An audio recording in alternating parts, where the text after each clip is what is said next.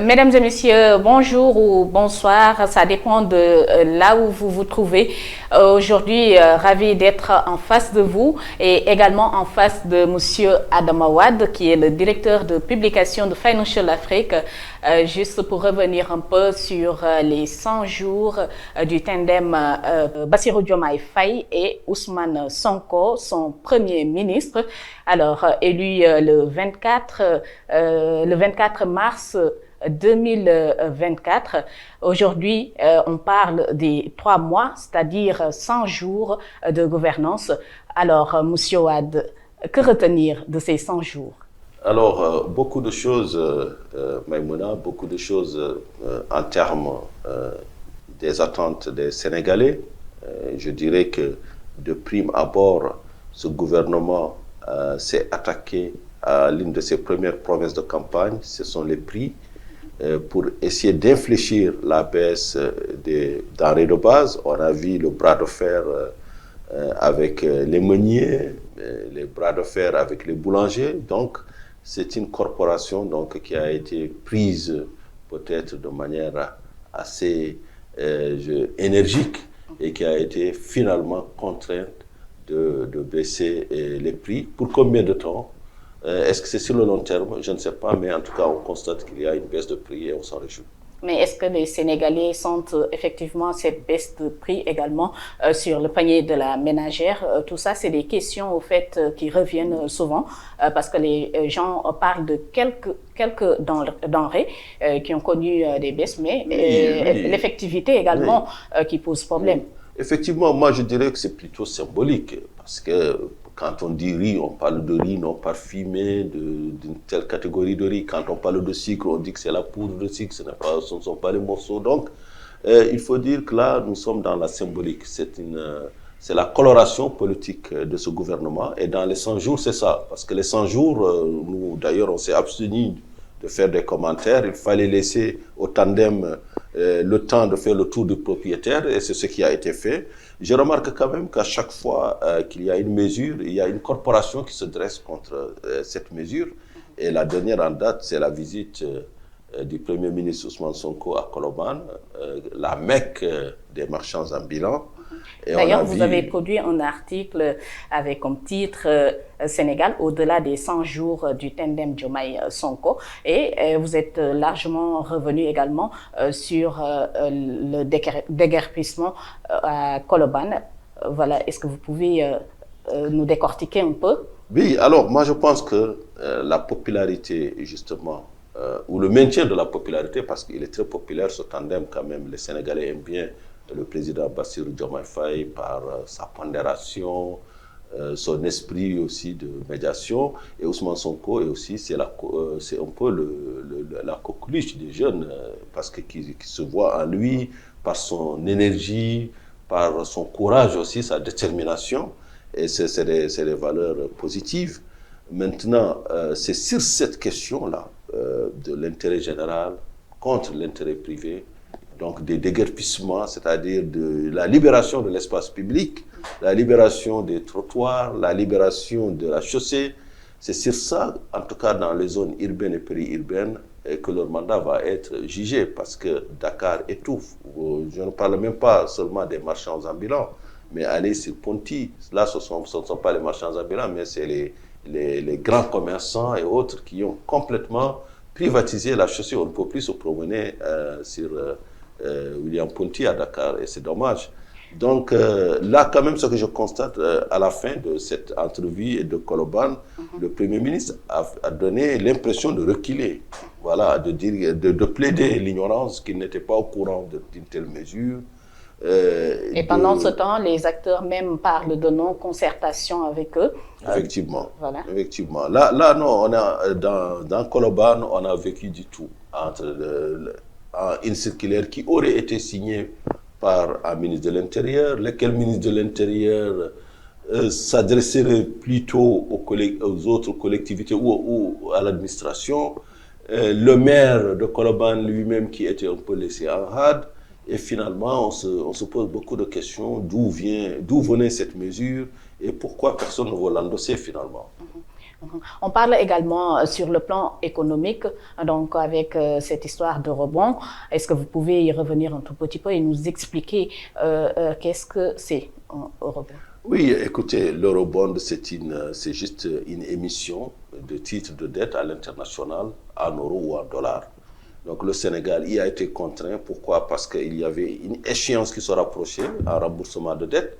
Donc cet eurobond, ça a été un placement privé, c'est-à-dire on s'est adressé à un groupe d'investisseurs plutôt privés et on leur a demandé de souscrire à cet eurobond. Ce qu'ils ont fait, c'est une bonne nouvelle parce qu'il y a beaucoup de pays qui veulent le faire qui n'arriveront pas. Je parle du Ghana, je parle de l'Éthiopie, je parle de la Zambie. Donc le Sénégal a encore 10 crédits, une bonne signature. Le Sénégal est bien considéré à l'international.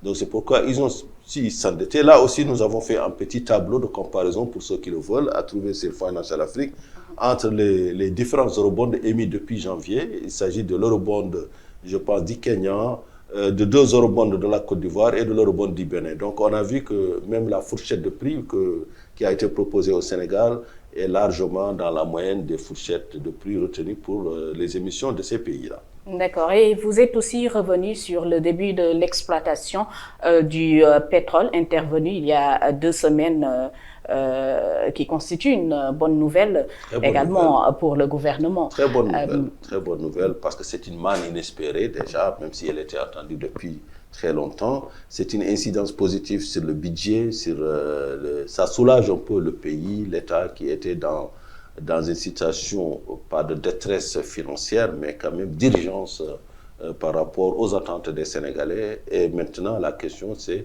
où va et comment va être gérée cette manne. En tout cas, c'est une belle interrogation. Laissons le temps. Laissons au temps. Voilà, laissons le temps au temps, comme on le dit. Dans l'AE, c'est à la CEDEAO. D'accord. Vous venez tout juste de l'évoquer, la CEDEAO et l'AES également. Donc, on parle de diplomatie. Aujourd'hui, le poids du Sénégal entre ces 2 instituts ou ces 2 organismes. Bon, disons que les panafricanistes avaient essayé depuis très longtemps d'identifier ou de ranger le nouveau régime au Sénégal auprès des pays de l'Alliance des États du Sahel. Mais moi, je disais toujours à mes interlocuteurs, aux journalistes de la sous-région, mais vous vous trompez. N'oubliez pas qu'au Sénégal, l'élection s'est faite de la plus démocratique des manières. Ce sont les Sénégalais qui ont porté ce tandem au pouvoir, qui ont porté le président Bassirou Diomaye Faye au pouvoir, ce qui n'est pas le cas au Mali, en tout cas jusqu'à plus ample informé. Je pense que l'ancien président Ibeka a été surpris et traîné de force au camp de Kati, lui et son premier ministre. Donc on n'est pas dans le cadre d'une prise de pouvoir démocratique. Et j'en dirais de même pour le Burkina Faso, où le président élu Roch Christian Kaboré n'a dit sa vie qu'à sa rapidité dans, je dirais, dans son alignement avec le coup d'État, accepter le coup. Et c'est la même chose au Niger, où le président est encore en prison. Donc comment, dans ces conditions, essayer de faire des rapprochements entre des régimes quand même qui, jusqu'à plus ample informé, sont plutôt dans une logique de confiscation de pouvoir et contre l'intérêt général, contre la majorité, donc contre les institutions démocratiques qui ont toutes été suspendues dans ces pays, et un président du Sénégal qui a été élu démocratiquement et qui hisse d'ailleurs le Sénégal au rang des premières démocraties, je ne dirais pas d'Afrique. Et est-ce que vous pensez que Bassirou Diomaye Faye va jouer le rôle de trait d'union entre l'AES et la CEDEAO? Alors, c'est ce qui ressort de ces 100 jours, ce qu'on aime chez le président Bassirou Diomaye Faye. Donc, c'est franchement cette pondération. Et cette pondération qui est compensée par l'énergie débordante de son premier ministre. Donc, ce qui fait que c'est un beau tandem qui se complète, où les partages de rôles sont clairs. À Diomaye, les fonctions de souveraineté, et à Sonko, vraiment la politique intérieure et surtout la vraie politique aussi politicienne, parce qu'on l'attend à l'Assemblée. Mais par rapport à l'AES et à la CEDEAO, il fallait un médiateur, et je pense que le meilleur médiateur, c'est le président Bassirou Diomaye Faye, qui les a rendu visite, qui les a écoutés, qui n'est pas en va-t-en-guerre, au contraire, qui travaille vraiment de tous ses moyens, avec tout ce qu'il peut en termes de réseau et d'influence, pour essayer de réconcilier, de rapprocher les partis. Parce que là, c'est une bruit qui est née justement de la volonté de la CEDEAO de dire aux pays de l'AES, écoutez, il faut rétablir la volonté du peuple. Le coup d'État ne peut pas être toléré dans notre zone. Et eux, ils disent, bon, la démocratie a échoué, nous avons le droit, nous luttons contre le terrorisme. Je pense qu'il y a des circonstances qui peuvent être atténuantes d'ici et là, mais la norme, c'est la démocratie, c'est le peuple. Et moi, comme vous, sauf si vous me dites le contraire, cher Maïmouna, je pense que nous aspirons tous à vivre en démocratie et vivre la démocratie. Et tout à l'heure, vous avez évoqué l'Assemblée nationale du Sénégal, avec le Premier ministre Ousmane Sonko, qui n'est pas encore passé pour faire sa déclaration de politique générale. Oui. Alors, ça a suscité beaucoup de débats. Tout à fait. Quelle est votre Alors, moi, je pense que là, c'est vraiment la grosse épine dans le pied de Ousmane Sonko, parce que c'est une chose. Ou bien la Constitution et selon la hiérarchie des normes a préséance sur le règlement intérieur de l'Assemblée, lequel règlement a été abîmé avec la suppression, la réadmission du poste de Premier ministre, ce qui d'ailleurs était un problème en soi. Voilà. Ou bien il se dit, écoutez, moi je m'en tiens à la sacro-sainte et stricte règle du règlement intérieur qui doit fixer les conditions dans lesquelles cette fameuse déclaration de politique générale doit être faite. Donc, nous sommes dans une petite impasse quand même, qui devrait se résoudre politiquement. Je pense qu'au-delà, il faut voir, c'est plutôt les concertations nocturnes qui ont lieu certainement entre les trois forces en place à l'Assemblée. Je parle des forces de la coalition Benno Bokk Yakaar, des forces du PDS et alliés, donc, et puis des forces de Yewwi Askan Wi. Voilà, et donc, oui, Wallu, c'est ça, c'est le PDS et les dépendances, oui, alliés. Donc je pense que c'est deux choses. Soit on arrive à trouver un compromis politique, et je pense que c'est ce qu'on devrait faire pour l'intérêt du pays, ou bien on va aller vers carrément un raidissement, un clash, et auquel cas les prochaines élections législatives qui devraient intervenir certainement d'ici septembre vont être chaudes et déterminées aussi pour le reste, si on va vers une cohabitation véritable ou bien on va aller vers plus de pouvoir encore au tandem en place. Voilà. C'est aux Sénégalais d'en juger. D'accord, d'accord. Hier jeudi, le président Bassirou Diomaye Faye a reçu les conclusions des assises ou bien de la justice, des assises de la justice. Et ça aussi, ça fait l'objet de débats, surtout à la une des quotidiens. Donc, est-ce que vous avez quelque chose à dire? Écoutez, moi, je suis vraiment un partisan naïf du fait que le président doit présider le Conseil supérieur de la magistrature.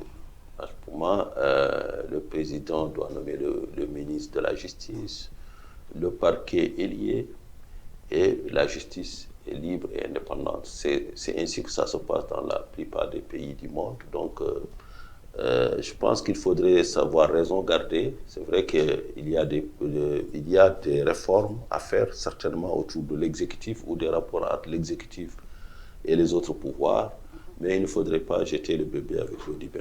C'est encore un peu tôt. C'est un peu tôt. Qu'on leur laisse le temps de... Bon, ils ont eu le temps quand même. 100 jours, c'est pour faire le tour du propriétaire. Ils l'ont fait, ils les ont rencontrés. 100 jours comparé aux 5 ans. Bon, donc, ça passe vite. Ça passe vite. Vous avez les législatives qui vont arriver bientôt. Ensuite, vous aurez les locales. Donc, je pense que ça passe vite. Mais ce qui est encore bien, c'est de dire que le Sénégal, aujourd'hui, est dans un débat serein, apaisé. Il y a de l'adversité politique, mais ça ne déborde pas les règles de la bienséance républicaine, et pourvu que ça dure, pourvu que la démocratie triomphe, pourvu que maintenant, et c'était le problème vraiment de la démocratie sénégalaise, qu'il y ait un processus de développement accéléré qui puisse donner des millions d'emplois aux jeunes, à la jeunesse, qui puisse vraiment débloquer la machine Sénégal et la mettre sur le rail du développement. En tout cas, les attentes sont assez nombreuses, on peut le dire ainsi. Alors, on attend au fait le temps de revoir les réalisations ou bien les actes posés par le chef de l'État, Bassirou Diomaye Faye, et son Premier ministre, Ousmane Sonko, avant de revenir également pour d'autres bilans. Merci beaucoup. Tout à fait, merci beaucoup. Je pense que aux jeunes Sénégalais, je dirais juste un mot, vous avez été les bailleurs de l'arrivée au pouvoir du tandem Diomaye Sonko. Soyez-en maintenant les actionnaires, avec tout ce que cela implique comme responsabilité. Merci. Conseil d'Adama Wade, donc à vous l'antenne. Merci beaucoup et à la prochaine fois.